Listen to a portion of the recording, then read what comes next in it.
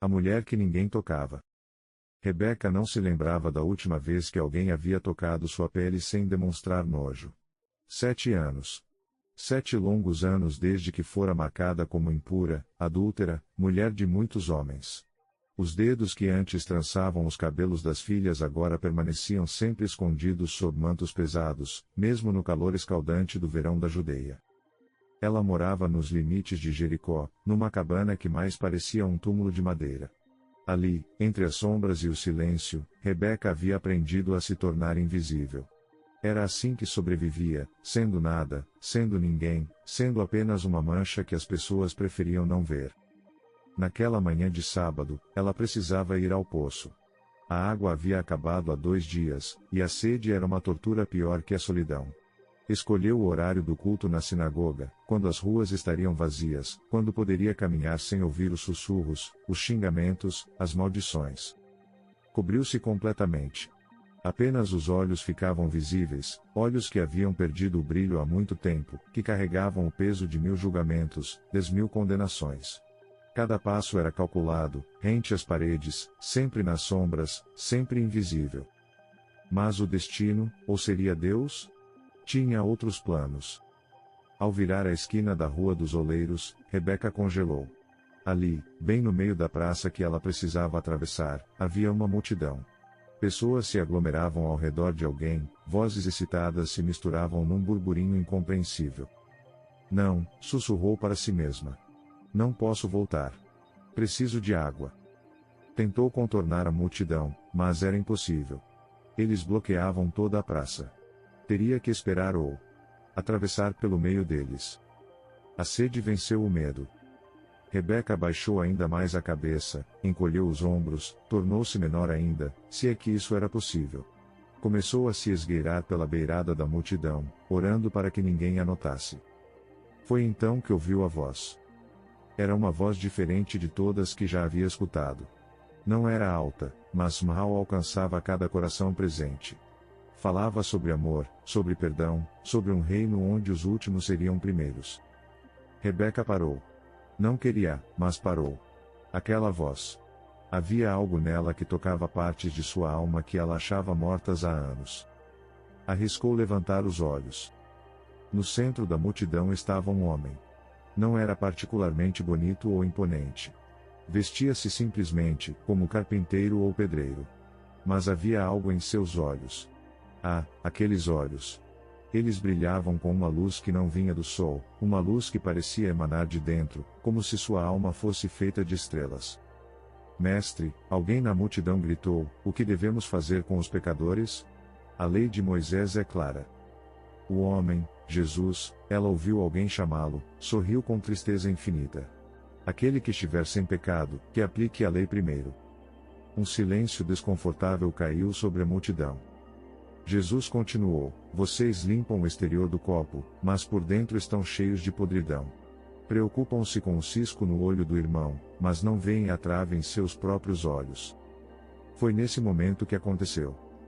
Os olhos de Jesus encontraram os de Rebeca. O mundo parou. Rebeca quis correr, quis desaparecer, quis morrer ali mesmo. Ele saberia. Smahal, aqueles olhos que pareciam ver através das almas saberia quem ela era, o que ela havia feito, o que havia se tornado. Mas em vez de desviar o olhar com nojo, Jesus sorriu. Foi um sorriso tão gentil, tão cheio de compaixão, que Rebeca sentiu lágrimas brotarem sem permissão. Há alguém aqui, disse Jesus, ainda olhando para ela, que precisa ouvir isto mais que todos os outros. A multidão começou a olhar ao redor, procurando. Jesus deu um passo em direção a Rebeca. Depois outro. E outro. Não, o grito escapou antes que ela pudesse contê-lo. Não, Senhor. Eu sou impura. Sou. Mas Jesus continuou caminhando. A multidão se abriu, e então todos a viram. Rebeca, a prostituta. Rebeca, a adúltera. Rebeca, a vergonha de Jericó. Os murmúrios começaram imediatamente. É ela. A mulher de muitos homens.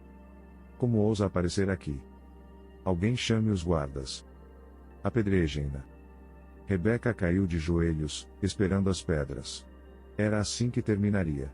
Talvez fosse melhor. Talvez finalmente teria paz. Mas as pedras não vieram. Em vez disso, sentiu uma mão em seu ombro. Rebeca estremeceu. Ninguém a tocava há 7 anos. O toque queimou através do manto, não com dor, mas com algo que ela não conseguia nomear. Era como quando sua mãe a abraçava quando criança, antes de tudo dar errado. Filha, disse Jesus, e a palavra foi como mel em feridas abertas. Levante-se. Não posso, Senhor. Se soubesse quem eu sou, o que fiz? Eu sei exatamente quem você é, Rebeca. Ela ofegou. Ele sabia seu nome. Como? Sei que seu marido a abandonou quando você não conseguiu lhe dar filhos. Sei que você procurou amor nos lugares errados, com as pessoas erradas. Sei que cada escolha errada levou a outra pior, até você acreditar que não havia mais volta. Rebeca soluçava agora, grandes soluços que vinham do fundo da alma. Mestre, protestou alguém na multidão, era Simão, o fariseu. Esta mulher é uma pecadora conhecida. Ela contamina sua pureza apenas com sua presença. Jesus se levantou, mas manteve sua mão no ombro de Rebeca. Simão, deixe-me contar uma história.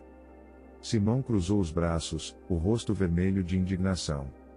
Havia 2 homens, começou Jesus. Um devia 5 moedas de prata, o outro devia 500. O credor perdoou ambas as dívidas. Qual dos 2 o amará mais? Obviamente aquele que devia mais, respondeu Simão com desdém. Exatamente, disse Jesus. Então, fez algo que chocou a todos, ajoelhou-se ao lado de Rebeca, ficando na mesma altura que ela. Simão, continuou Jesus, você me receberia em sua casa? Bem. Não precisa responder. Eu sei que não. Mas esta mulher, que você despreza, me receberia mesmo sabendo que isso a tornaria ainda mais rejeitada. Você vê pecado, eu vejo um coração quebrado esperando ser restaurado. Você vê sujeira, eu vejo uma filha de Abraão que se perdeu e precisa ser encontrada. Jesus então segurou as mãos de Rebeca. Suas mãos. Aquelas mãos que todos consideravam sujas, contaminadas. Ele as segurou como se fossem tesouros preciosos. Rebeca, olhe para mim. Ela levantou os olhos, o rosto banhado em lágrimas. Você acha que está além do perdão? Sim, ela sussurrou. Fiz coisas terríveis. Destruí famílias. Pequei contra Deus e contra todos. E qual foi o pior de todos os seus pecados? Rebeca pensou. Eu deixei de amar a mim mesma. Deixei de acreditar que valia alguma coisa. Jesus sorriu, e foi como o sol rompendo através de nuvens de tempestade. Esse, minha filha, é o único pecado imperdoável, não acreditar que você é digna do amor de Deus. Porque quando você não se ama, não consegue amar os outros. E quando não consegue amar, você morre por dentro, mesmo respirando. Ele se levantou, ajudando-a a ficar de pé. Então, fez algo que deixou a multidão sem fôlego, tirou seu próprio manto e colocou sobre os ombros dela. Era um gesto carregado de simbolismo. Ao cobri-la com seu manto, estava dizendo publicamente: esta mulher está sob minha proteção. Quem a tocar, toca em mim. Mas mestre, insistiu outro fariseu, Eleazar, a lei é clara sobre adultério. Jesus se virou para ele. Eleazar, você que conhece tão bem a lei, não se lembra do que está escrito? Misericórdia quero, não sacrifício? E mais, você visitou esta mesma mulher 3 noites atrás, não visitou? Eleazar ficou branco como cal. Como? Você a procurou na escuridão, usou seu corpo, deixou algumas moedas e partiu, sentindo-se justificado porque pagou. Mas agora, à luz do dia, você a condena. Quem é o maior pecador aqui? Eleazar recuou, desaparecendo na multidão. Jesus continuou, agora dirigindo-se a todos: vocês criaram um mundo onde algumas pessoas são descartáveis. Onde o pecado de uns é maior que o de outros. Onde a aparência de santidade vale mais que a santidade verdadeira. Ele colocou o braço ao redor dos ombros de Rebeca, um gesto de proteção e afirmação. Esta mulher que vocês desprezam entendem melhor o amor de Deus do que todos vocês juntos. Sabem por quê? Porque ela conhece a profundidade de sua necessidade. Ela não tem ilusões sobre sua própria bondade. E é exatamente por isso que pode receber graça. Graça? Zombou Simão. Para uma prostituta? Simão, Jesus respondeu com paciência infinita: ontem você bateu em sua esposa porque o jantar estava frio. Anteontem, você roubou no peso da balança em sua loja. Semana passada, você negou ajuda a seu próprio irmão necessitado. Mas você vem ao templo, faz longas orações, dá esmolas em público. Quem precisa mais de graça, você, que se acha justo, ou ela, que sabe que precisa de perdão? Simão abaixou a cabeça, sem resposta. Jesus se virou para Rebeca. Filha, seus pecados estão perdoados. Todos eles? Ela mal ousava acreditar. Todos. Cada um. Como se nunca tivessem existido. Mas eu não posso simplesmente esquecer o que fiz. Não estou pedindo que esqueça. Estou pedindo que transforme. Sua dor pode se tornar compaixão pelos outros feridos. Seu passado pode se tornar ponte para alcançar outros perdidos. Suas cicatrizes podem se tornar mapas para guiar outros de volta para casa. Rebeca chorava, mas agora eram lágrimas diferentes. Lágrimas de alívio, de alegria, de renascimento. O que devo fazer agora, Senhor? Viva, disse Jesus simplesmente. Viva plenamente. Ame generosamente. Perdoe constantemente, começando por você mesma. Mas a cidade. Eles nunca me aceitarão. Jesus olhou ao redor. A multidão havia mudado.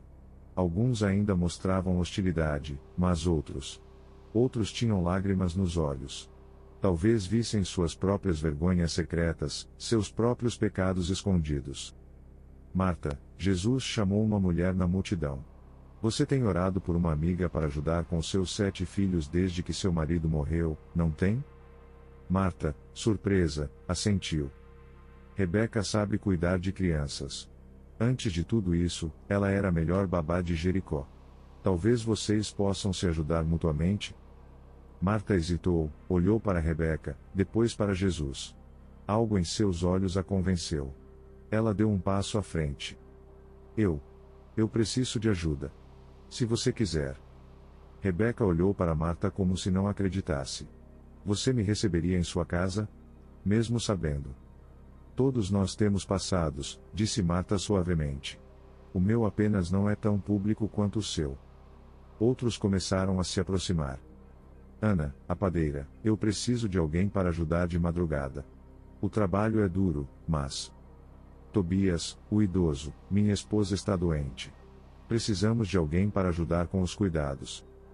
Um por um, pessoas que minutos antes queriam apedrejá-la agora ofereciam trabalho, ajuda, uma segunda chance. Mas nem todos. Simão e alguns outros fariseus se afastaram murmurando sobre blasfêmia e violação da lei.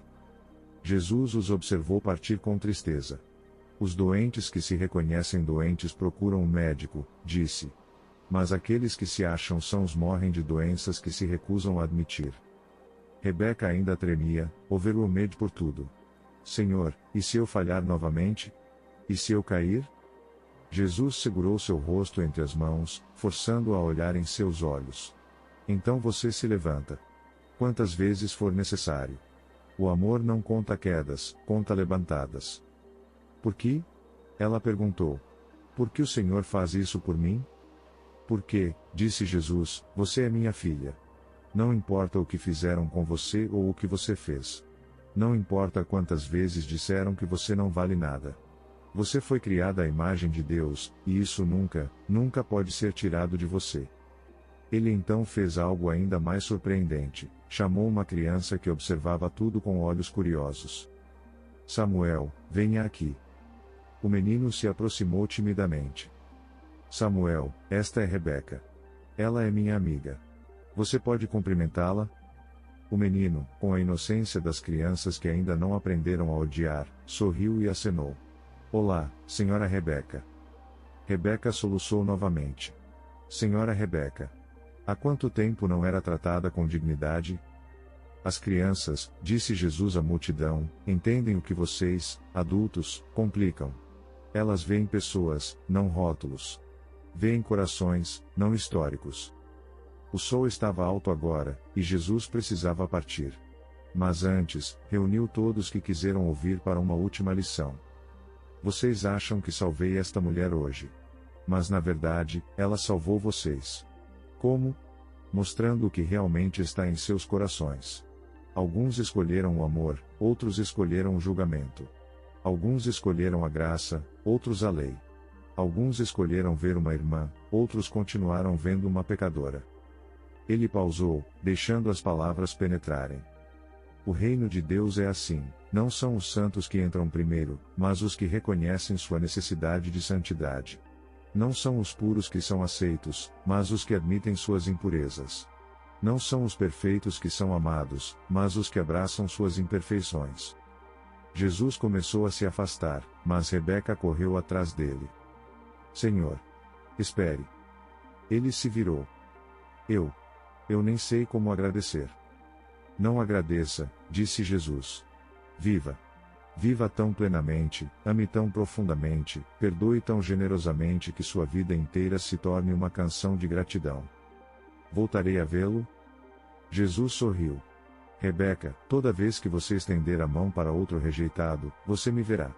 Toda vez que abraçar alguém que todos evitam, você me abraçará. Toda vez que disser a alguém você tem valor, você repetirá minhas palavras. Com isso, ele partiu, deixando uma mulher transformada e uma cidade dividida. Nos dias que se seguiram, Rebeca descobriu que renascer não era fácil. Alguns a aceitaram, muitos ainda a evitavam.